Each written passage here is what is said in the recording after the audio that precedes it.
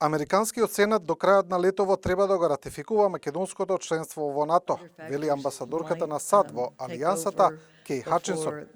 Амбасадорката за тоа разговарала со представници на Сенатот кои ја увериле дека во законодавниот дом нема проблем со тоа прашање. И Хачинсон вели дека се надева дека тоа ќе се направи пред паузата на Сенатот во август. Убедена сум дека ќе го одобриме приемот и ќе го ратификуваме. Сепак времето кога ќе се случи тоа не е прецизирано, но мислам дека тоа ќе се случи летово. Мислам дека целата оваа политика на отворени врати е да се зајакнат државите кои сакаат да бидат дел од НАТО и веруваме во секоја земја која ги прави неопходните работи, која спроведува реформи, има демократија, владење на правото, човекови права.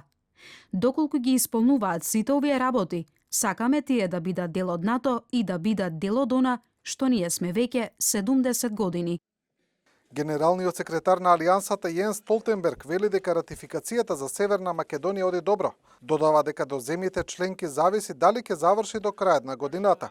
Но Столтенберг вели дека постои голема можност до самитот на НАТО во Лондон во декември земјата да стане целосна членка на Алијансата. And as you say, the ratification process goes quite fast. Процесот на ратификација се одвива брзо. Нормално е. Во случајот на Црна Гора траеше 1 година.